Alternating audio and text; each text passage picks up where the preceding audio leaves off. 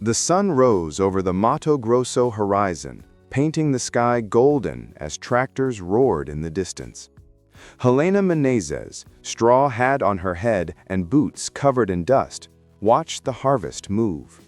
This land was her pride and inheritance, an empire built with her father's sweat and her own courage. Under her command, the workers respected her not for her surname, but for her justice. Oro Verde Farm was more than a business. It was a tradition. The smell of freshly harvested soybeans mingled with the sound of birds and the hum of machinery. Helena remembered the lessons of her father, João Menezes. Taking care of the land is like taking care of the soul. It requires patience and truth. These words echoed every time she faced the market pressures and political ambitions surrounding agribusiness. But even at the height of the harvest, the atmosphere was tense. Her sister Clara seemed increasingly distant, with a strange glint in her eye. Since their father's death, their relationship had become a minefield. Clara was beautiful, elegant, and irresistibly charming, qualities that always opened doors, even those that should have remained closed. Helena tried to ignore the employees' comments about her sister's behavior. They said she spent too much time at the office, always with Rafael, Helena's fiancé. The two discussed projects, laughed together, and exchanged glances that seemed to go beyond professional complicity. Helena tried hard not to harbor suspicions. After all, he trusted them both, or wanted to believe he did. Rafael Duarte was a talented agronomist with a passion for the field. Coming from an influential family, he had won her over with his intelligence and kindness. And together, they dreamed of expanding their company with sustainable technologies. However, something about him had changed in recent weeks. He was more reserved, colder. Sometimes he would look away when she talked about the future. In the main office, Helena was reviewing spreadsheets and contracts when she noticed a series of recent signatures Rafael had made on her behalf. They were seemingly ordinary shipping and export documents, but the value involved was too high for a simple shipment. A shiver ran down her spine. Something didn't add up, and she smelled for the first time the scent of betrayal in the air. At dusk, the wind whipped up dust along the dirt roads, and the sunset reflected off the silos like liquid gold.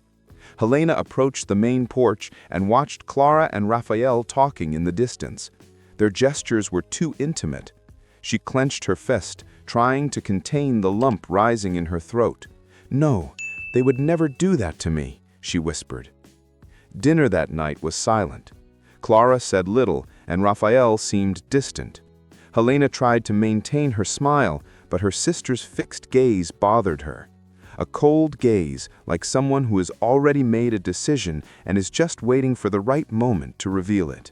When she retired to her room, Helena opened the window and let the wind in. The farm slept peacefully, but her heart did not. Something inside her told her that this would be the last day she would see her life the same way. And as she gazed at the horizon, she had no idea that the next harvest would bring not grain, but ruins. That night, the distant sound of machinery echoed like an omen.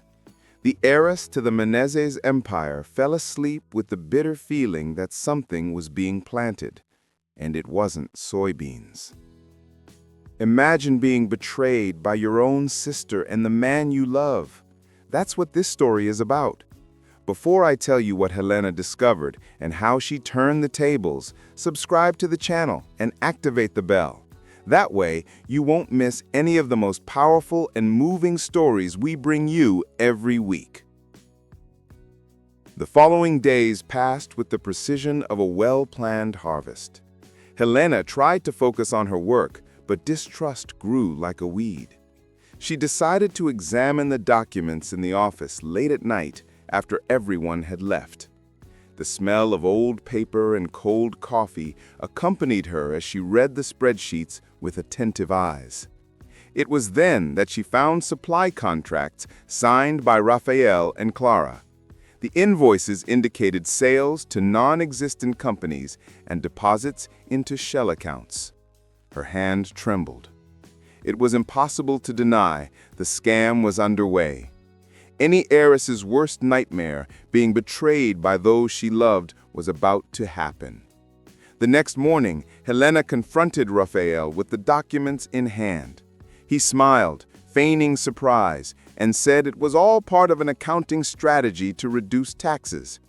His calm tone disconcerted her, and she almost believed him. But something in his eyes, the absence of guilt, dispelled any remaining doubt. Clara entered the room soon after, feigning astonishment. She theatrically hugged her sister and said, "Helena, you need to rest. You're seeing conspiracies where there are none." The performance was flawless, but the cold touch of her hand betrayed the venom behind the mask. Days later, a sudden meeting was called. Helena, unbeknownst to her, had signed a document ceding powers of trust to Raphael, allowing him and Clara to temporarily assume control of the company. The family's lawyer, who had already been hired, presented the documents as legitimate. Helena was removed from the presidency, accused of mismanagement and emotional instability. The news spread quickly. Regional newspapers reported that heiress Helena Menezes was retiring for health reasons. At the farm, employees whispered with pity and fear. Clara and Raphael took over, smiling and triumphant. That night, Helena packed her belongings and left the main office. The pain was unbearable. Every piece of furniture, every photo of her father seemed to accuse her of weakness. But through her tears, a thought formed, not of defeat, but of determination. As she walked down the hall, she remembered her father's old office, locked since his death. Something inside her told her the answers lay there, and with her heart aflame, she decided she would return the next day, before dawn. Outside, the wind blew hard, kicking up red dust along the road. The Menezes empire was changing hands, but Helena swore silently. "They stole my name, but they will never have my truth." Dawn brought an eerie silence to the farm. Helena woke before the sun and walked to her father's old office, a forgotten room at the back of the main house.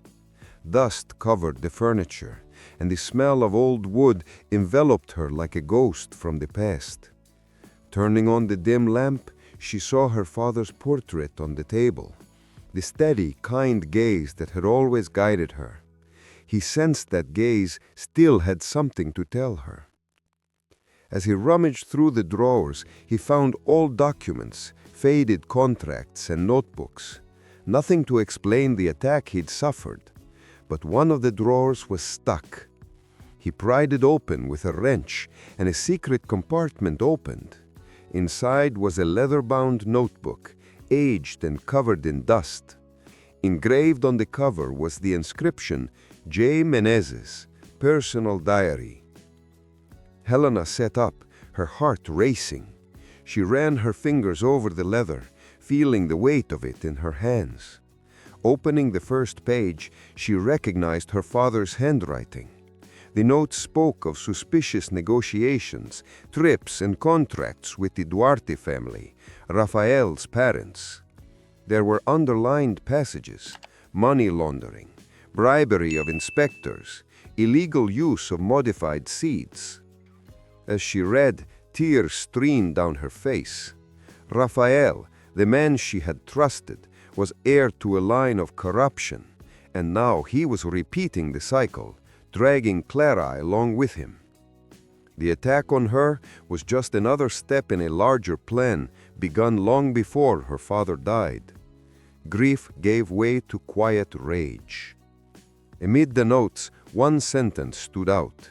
"If anything happens to me, this diary will contain the truth no one dares to tell."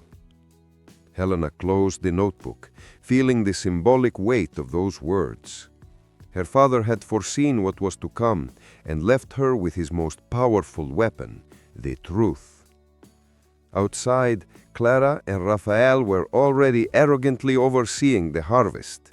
They welcomed investors and toasted the new cycle of prosperity. Helena watched from afar, hidden among the eucalyptus trees, and swore that this would be their last toast on clean soil. That night, in her father's old room, she spread the papers on the bed and began assembling a dossier.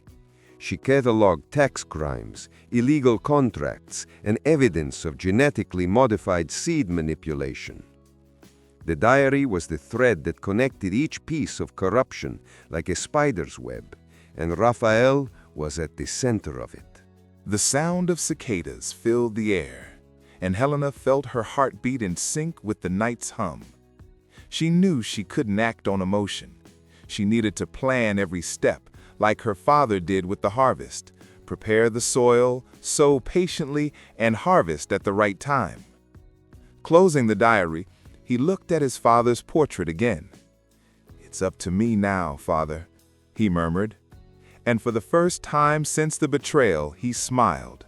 A cold smile, of someone who understands that revenge is also a form of justice. The following days became a silent ritual of reconstruction. Helena spent hours rewriting sections of her diary, analyzing documents, and connecting data. She used her father's old laptop without internet access to keep everything out of Raphael and Clara's reach. With each page she reread, the web of crime that sustained the Duarte family fortune and now contaminated the Menezes family became clearer. Determined to proceed with caution, Helena sought out Silverio, the former farm's accountant. He had been faithful to his father until the end and had retired after his death. Finding him in his simple townhouse, she showed him the diary. The man paled when he recognized Joao Menezes' handwriting. "Your father warned me this day might come," he said with a trembling voice, "but I swore I would only speak if you asked me to." Back at the farm, Helena watched from afar as Clara and Raphael's new reign took hold.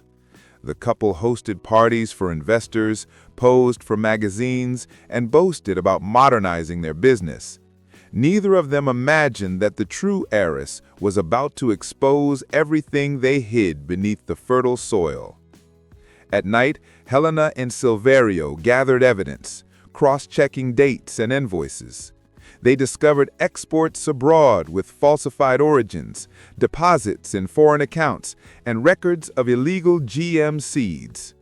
Each line of the diary was a map of corruption, and each signature a link connecting the past to the present. One morning, Helena heard footsteps outside her room. He turned off the light and waited.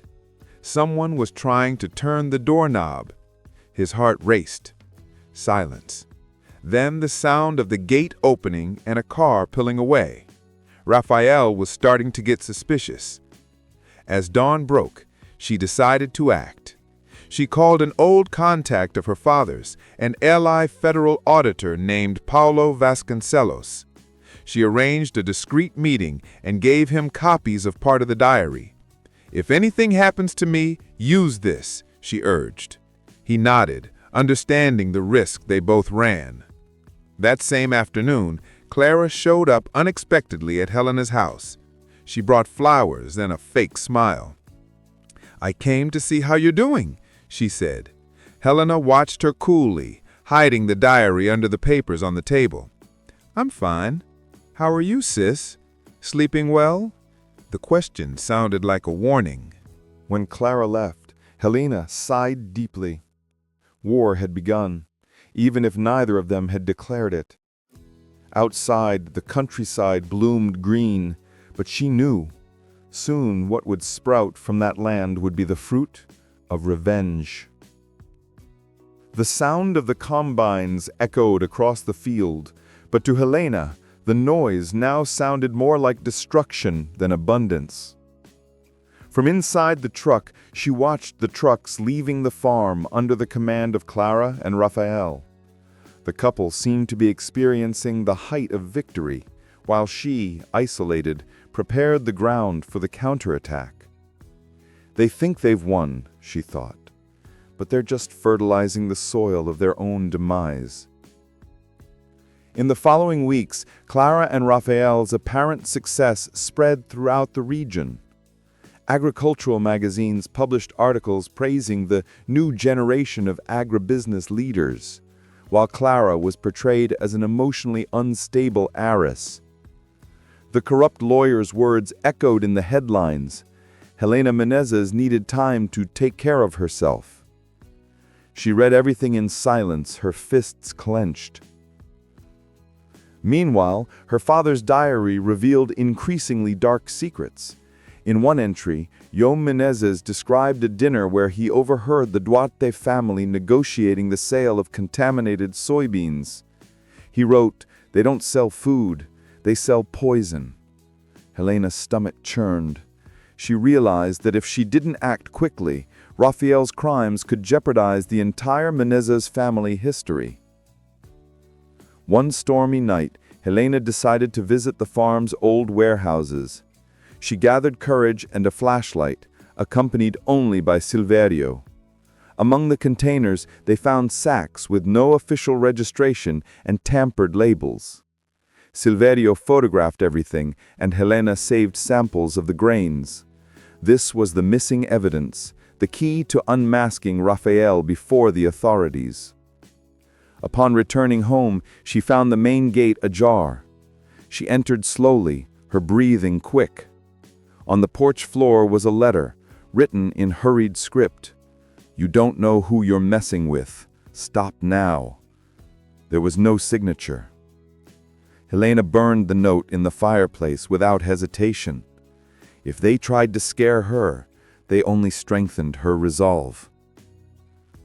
The next day, Raphael sought her out. He said he wanted to talk like adults. She welcomed him into the garden, keeping her distance.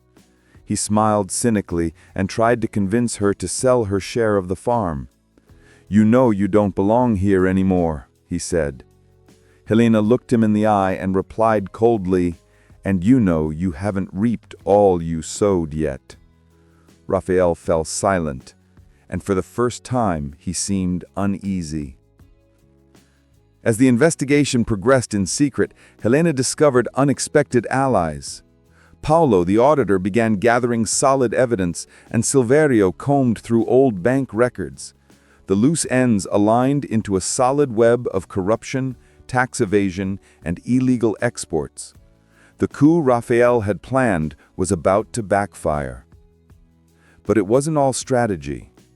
At night, when she was alone, the pain still throbbed. Remembering Clara and Raphael's knowing gaze hurt her more than any material loss. She had loved them, each in their own way, and now she needed to destroy them, not out of hatred, but out of justice.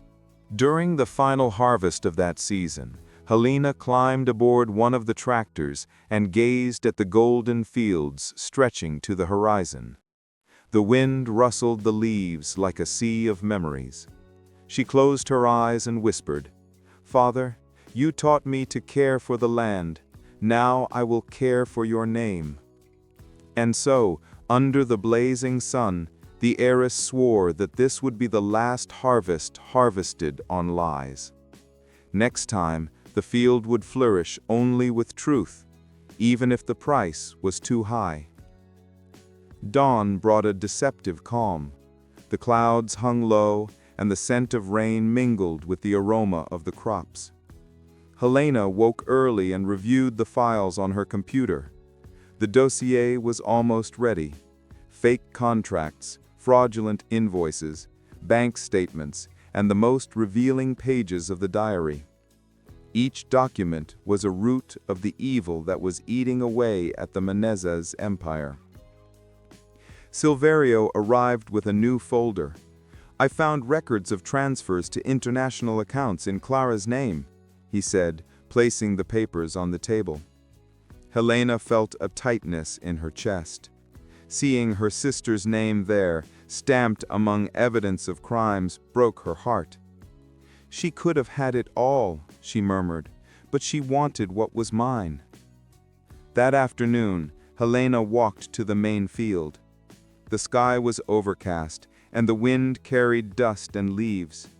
There, between the rows of soybeans, she knelt and touched the earth. "Father, give me strength to finish what I started." It was there, where she had learned all about work and loyalty, that she now prepared the harvest of revenge. As the days passed, Clara grew suspicious. She noticed Raphael's nervousness, his short phone calls and tense whispers. One night, the couple argued violently in the office. Helena, watching from afar through the open window, heard Raphael shout, "If everything goes wrong, I'll go down shooting, and you're coming with me." Fear, for the first time, began to eat away at the villain. Meanwhile, Paolo, the auditor, had obtained authorization to open an official investigation. Raphael's name surfaced in preliminary reports, and banking secrecy was beginning to be breached. Helena knew it wouldn't be long before the truth emerged like a storm. "Now, we just have to wait for the harvest," she told Silverio, with a serene look. But the enemy was also at work. A foreman loyal to Raphael broke into Helena's house in the early morning, attempting to steal the documents. She bravely confronted him, threatening to call the police. The man fled, but dropped his cell phone, revealing direct messages from Raphael with clear orders: "Take the diary, destroy if necessary." The next day, Helena took the cell phone to Paolo. "Now we have more than proof. We have criminal intent." It was the beginning of the downfall. The authorities began discreetly monitoring the family's transactions. The corrupt empire trembled, and no one, not Clara nor Raphael, realized the extent of the net that was closing in. That night, Helena sat alone in her father's study. The diary was open to the last page, and beside it, a glass of wine sat untouched. She thought of all she had lost and all she was about to gain. "Justice is not revenge," she whispered to herself. "It is harvest." Outside, the rain began to fall, washing away the dust from the road and carrying with it the weight of the years. Helena watched the drops slide down the glass and felt something shift inside her. There was no longer pain, no longer anger, only purpose. And that night, to the sound of rain, she understood. The seed of revenge had already germinated. Now, all she had to do was wait for the right time to harvest it. The weeks leading up to the new harvest brought an almost palpable sense of tension. Helena, disguised as calm, watched from afar the momentary success of Clara and Raphael. The couple was celebrated in the region as an example of modern agribusiness, while their crimes flourished under the same soil their father had cultivated with honesty. To the world, they were a golden couple. To Helena, they were just weeds waiting to be pulled out. While the newspapers touted the record profits, Paolo, the auditor, completed the first phase of the investigation. The evidence submitted by Helena began to raise red flags among federal agencies. Suspicious transfers, duplicate records, and fraudulent invoices caught the attention of the IRS. "They're in their sights, Helena," Paolo said over the phone. "Now, we just have to let the fire burn." At the farm, Clara was hosting a grand event for investors. There was music, champagne, and journalists. Helena watched from afar, parked across the road, watching the fireworks light up the sky. "Toast well," she murmured, "because it will be the last." The laughter from the party echoed like insults, but she kept her gaze steady. During the event, Raphael received a phone call and walked away. Helena, using a recorder hidden in one of the gifts sent to the couple, captured the conversation. "Dump the load quickly. The inspectors won't check these lots." His voice was cold, calculating. This was further evidence, a confession disguised as routine. In the following days, the atmosphere between Raphael and Clara deteriorated. Mutual accusations began. He blamed her for overspending. She accused him of hiding money. The arguments escalated, and employees commented that the couple barely spoke. The empire of arrogance they had built began to crack. Helena, watching from afar, knew the harvest fire had been lit. Each rash decision fueled their revenge. The farm, once a symbol of power, was now a stage for paranoia and distrust. Raphael began to monitor the employees, while Clara took refuge in parties and drinking. One afternoon, Helena returned to the farm in disguise, pretending to be on a quick visit to collect old items. She passed by the warehouses, where she saw trucks being hurriedly loaded with unmarked grains. The smell of diesel and soybeans mixed together sent a chill down her spine. She knew the shipment was illegal. She photographed everything and sent the images to Paulo. That night, the couple's first public blow was dealt. An anonymous tip led inspectors to the warehouses. Clara tried to bribe the agents, but the scandal made local headlines. Fazenda Oro Verde investigated for export irregularities, the news read. Helena read the articles with her heart racing. The plan was working. Raphael exploded in rage, destroying glasses and furniture in the living room. Clara wept in despair, blaming someone inside for betraying them. Neither of them suspected that the enemy was right there, silently watching their empire burn. And as the harvest fire burned, metaphorically and literally, Helena looked to the horizon and murmured, "Father always said that fire cleanses the earth. It's time to start over." The scandal shook regional agribusiness. Investors began to pull out of the company, and contracts were suspended. Raphael, furious, tried to control the damage, but the more he tried to justify himself, the more evidence surfaced against him. Clara, meanwhile, collapsed emotionally, isolating herself in the farmhouse. The image of power and harmony crumbled under the weight of the lies. Helena followed every movement with surgical precision. Paulo warned new evidence was about to explode in the press. Unauthorized exports of genetically modified grains. "This is a serious environmental crime," he explained. "They could face a severe prison sentence." Helena was silent for a few seconds, and then replied, "Then let them pay the price for poisoning my father's soil." On a full moon night, Helena returned to the farm to retrieve her father's original diary, which she had hidden in an old safe. She entered silently through the side door, guided by the memory of the hallways she had known since childhood. But before she reached the office, she heard voices. Raphael and Clara were arguing violently. "You dragged me into this!" Clara screamed. "You started it!" Raphael, distraught, pushed back a chair and replied, "Me? You're the one who wanted to take your sister's place. I only did what you asked." Helena hid behind the door, her heart racing. Their words were sharp knives cutting through what remained of their partnership. When Raphael left, she entered the office and opened the safe. The diary was there, intact, but next to it, she found something new, a flash drive with labels from the company Duarte Agro.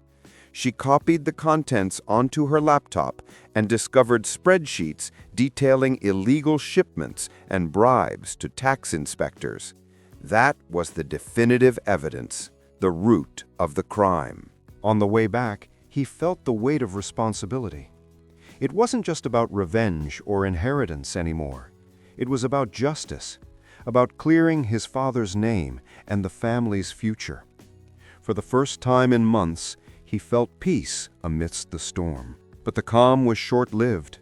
When he arrived home, he found the gate broken down and the files ransacked. The diary was gone. A short note was pinned to the door. "Want to play justice? Let's see who can last until the end." Raphael knew it. The war was now open. Helena took a deep breath, clutching the flash drive tightly. "They can take the paper," she murmured, but the truth is already planted. She decided to go to the police station and report the robbery without mentioning any names. It was time to let the law take its course. As dawn colored the horizon, Helena watched the crops swaying in the wind. The soil seemed to breathe with her. "You poisoned the earth, but you forgot that justice also grows," she said softly. And so, under the scent of rain and soybeans, Helena Menezes became the reaper of a rotten empire, ready for the final harvest that would destroy the traitors and restore the name her father so honored. The first heavy clouds covered the Mato Grosso sky when the Federal Revenue Service arrived at Oro Verde Farm. The inspectors, accompanied by armed agents, arrived with search and seizure warrants. Clara and Rafael were still asleep when they heard the wailing of sirens and saw official vehicles entering the main gate. Within minutes, the empire they had built on lies began to crumble before everyone's eyes. Helena watched from afar, parked atop a nearby hill, the wind whipping her hair. From where she stood, she could see cars entering and panic spreading. "This is the beginning," she murmured. Silverio, beside her, crossed his arms. "Justice is slow, but it's true, girl." Helena nodded, her eyes fixed on the horizon. In the main house, Rafael yelled at the agents, trying to stop the search. Clara, pale, trembled and cried, denying everything.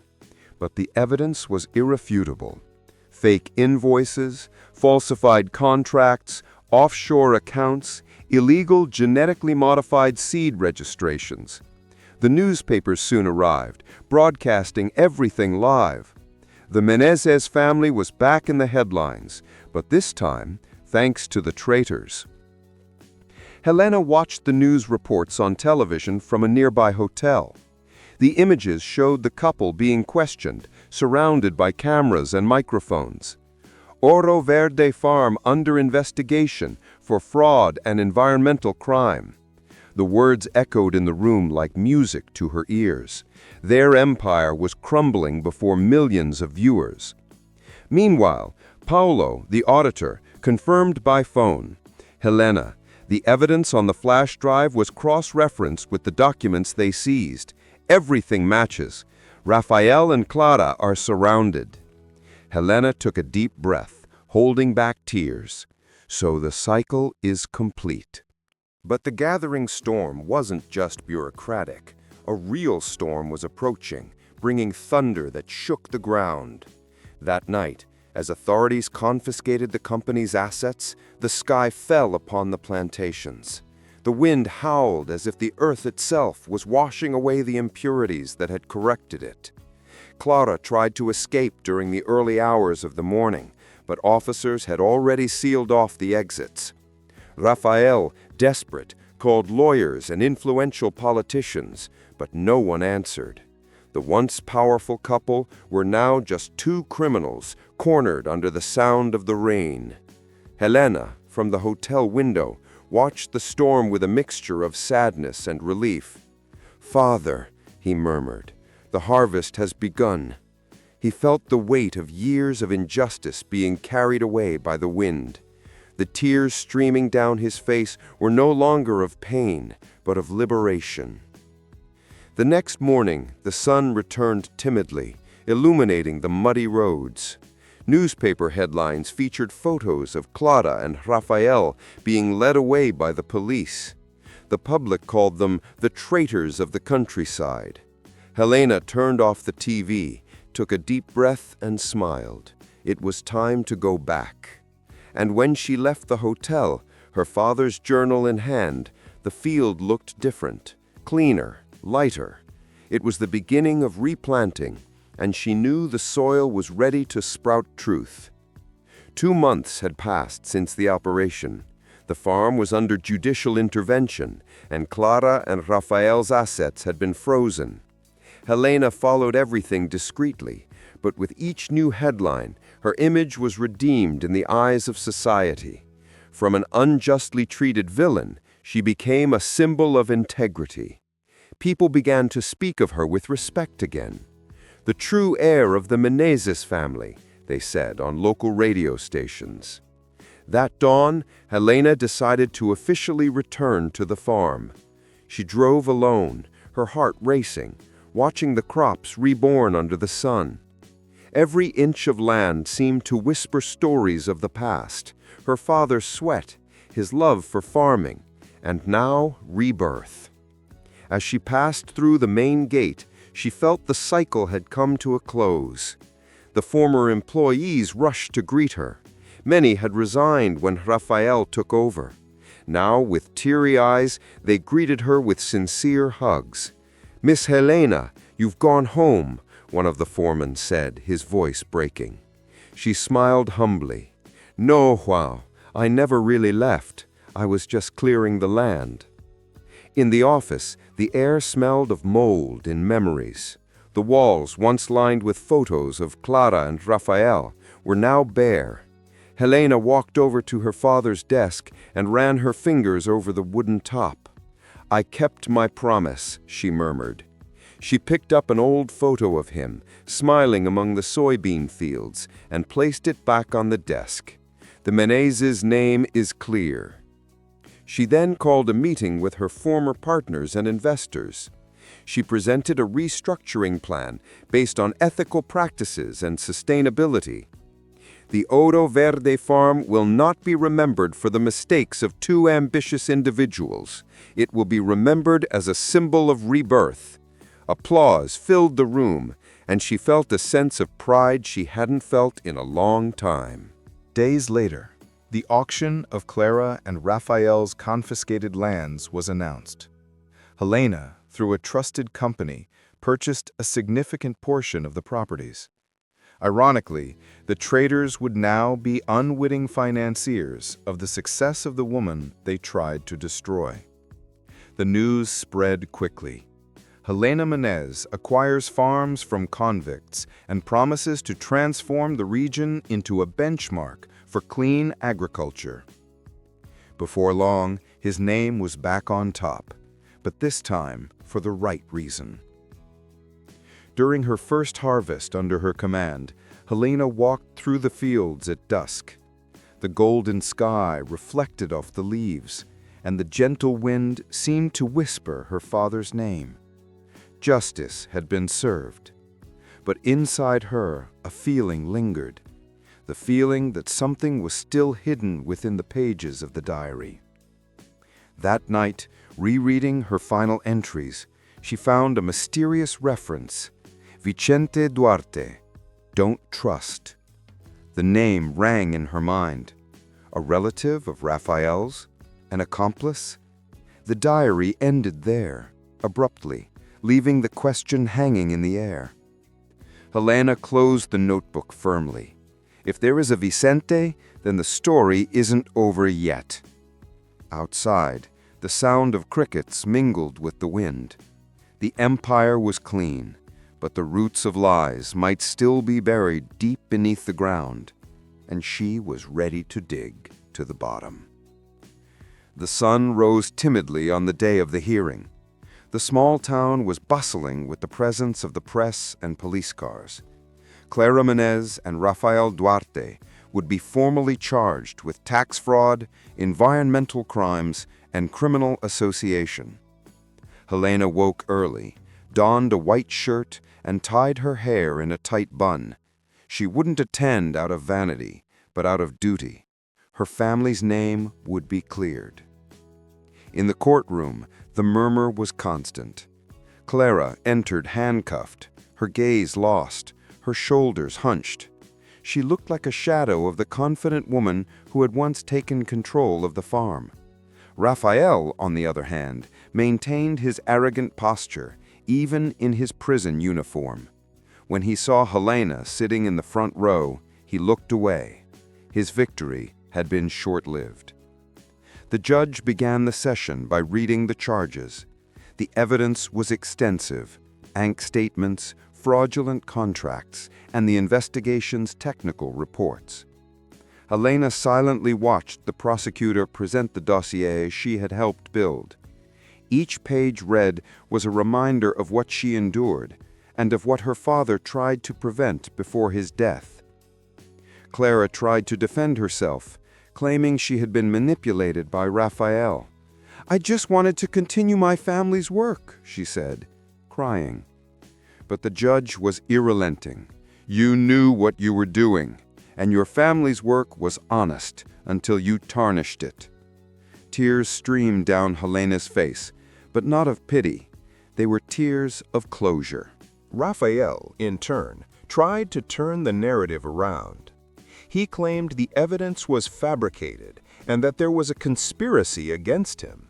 The prosecutor responded by showing audio recordings captured by the police in which Raphael ordered the destruction of evidence and the tampering of reports. The silence in the courtroom was absolute.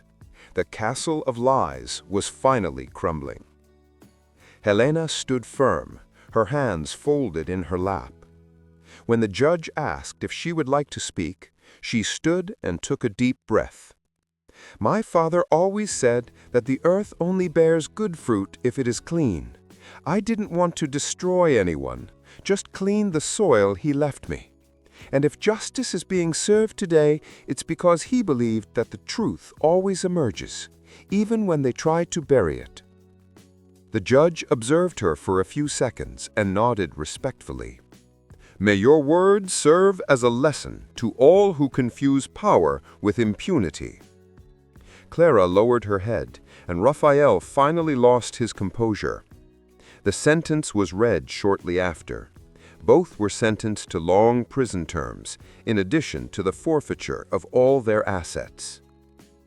Helena closed her eyes. The sound of the hammer striking echoed like thunder within her chest. It was the sound of justice. It was also the sound of the end of an era. Outside, journalists gathered. "Dona Helena, do you have anything to say?" they shouted. She calmly replied, "The harvest is over. Now the soil can rest." And she walked out into the bright sun, the weight of the past finally behind her. A few months passed since the verdict. Life finally seemed to have found its balance. Oro Verde Farm was producing again. The workers were regaining their spirits, and Helena was reorganizing the business with unprecedented transparency. But even with everything resolved, the memory of the trial still lingered like a distant echo. It was a bitter victory, necessary but costly. Clara was transferred to a women's prison in the interior of Goiás. She sent a letter asking for forgiveness, which Helena received but never replied. She burned the envelope without even opening it. "Some requests don't deserve a response," she told Silverio, who simply nodded silently. Raphael, for his part, tried to appeal, but to no avail. His name was destroyed, and the Duarte family was bankrupt. The empire that had fueled corruption for decades had finally been dismantled. "Justice is slow, but it has deep roots," Paul commented during lunch at the farm. Helena smiled, looking up at the horizon. "And now the field is clear." Despite the sense of accomplishment, Helena felt empty. At night, she walked alone through the fields, listening to the rustling of leaves and the distant sound of oxen. This was the same farm where she had grown up, but the silence felt different, a silence of new beginnings. One late afternoon, she found an old notebook among her father's belongings. It was a smaller diary, unlike any I'd read before. Between the pages, a note in hurried handwriting. "If one day I don't return, look for Vicente Duarte. He knows what happened to me." Helena felt her heart race. Vicente, the name that appeared in the last lines of the first diary. She immediately sought out Paulo and showed him the excerpt. He frowned. "If this Vicente is connected to the Duarte family, there may be more to it. Perhaps your father discovered something he couldn't reveal." Helena looked out at the field and replied, "Then it's time to continue harvesting the truth." That night she couldn't sleep. Her father's words hammered at her. Vicente Duarte could be the real mastermind behind the fraud, perhaps even responsible for João Menezes' untimely death. Suddenly she realized the war wasn't over, it had simply changed its face. With renewed determination, she opened a new notebook and began writing. Helena Menezes' Diary, Volume 1. On the first line she wrote, "Every land holds secrets, and I will unearth each one of them." The distant sound of cicadas filled the night, and a warm breeze blew through the window. Helena closed her eyes, feeling the weight of justice and the call of the coming battle. The trial was over, but the Menezes story was far from over. The sun rose golden over the fields of Uro Verde's farm, tinging the plantation with hues of hope. It was the first full cycle under Helena Menezes' new management. The farm seemed to breathe again. The workers laughed, the cattle grazed peacefully, and the trucks returned full of genuine grain, free from fraud and fear. For the first time in a long time, the smell of the earth was pure. Helena walked between the rows of soybeans, observing the fruits of months of hard work. The field, once a symbol of betrayal and corruption, now represented justice and rebirth. In every meter of land, she saw a reflection of the ethics her father had always preached. "The field is like the heart," he would say. "If you take good care of it, it gives back in abundance." The new administration had earned the respect of even its former critics. Agricultural magazines carried headlines like, "Helena Menezes turns scandal into a model of sustainability." TV shows wanted to interview her, but she gracefully declined. "I don't want fame," she said. "I want legacy." The focus was on rebuilding, not showing off. With the support of Silverio and Paulo, Helena created a social project to train young farmers. She named it João Menezes Program, named after his father. He believed in honest work. "Now his name will inspire new generations," he said in his inauguration speech, to emotional applause. At night, in the silence of her office, she reviewed spreadsheets and contracts. Everything was in order. Everything was clean. Still, something bothered her. The name Vicente Duarte still lingered in her memory, like an ungerminated seed. Who was he, and why had her father mentioned him before he died? Determined to find out, Helena began discreetly investigating. She consulted old contacts, entered the name into databases, and even hired a private investigator. The initial results were disturbing. Vicente Duarte was Rafael's older brother, who had disappeared more than 15 years ago following a business scandal in São Paulo. The discovery intrigued her. How did her father know about this man, and what had happened between them? The answers seemed buried somewhere between the past and the plantations that connected them. Helena felt a chill run down her spine. Something told her the name Vicente was more dangerous than it seemed. Even so, she continued her work with serenity. The farm prospered, and the entire region benefited from the new management. Helena visited neighboring communities, helped small farmers, and encouraged responsible land use. Respect for her grew with each harvest. But at night, when the countryside fell silent, the sound of the wind among the eucalyptus trees seemed to whisper the forgotten name, Vicente, Vicente. And Helena, alone, responded softly, "I will still find you." On the office wall, her father's photo seemed to watch her silently. And for the first time, Helena felt that the Menezes story was just beginning again. The following days were seemingly calm, but Helena already knew that in her family, too much peace was a sign of a storm brewing. That morning, she received an unexpected phone call from Paulo. "Helena, I think we found something on this Vicente Duarte guy." His deep tone made her heart race. He was involved in a long-standing scandal involving the illegal importation of pesticides. His father, João, was one of the informal investigators on the case. The revelation fell like a thunderclap. Helena sat up slowly, trying to process it. "Are you saying my father was investigating Vicente before he died?" Paulo took a deep breath. "Yes, and there's more. He received threats weeks before the fatal accident that killed him." The word accident sounded different now, more like ambush. Determined to confirm, Helena searched the old warehouse where her father kept his personal files.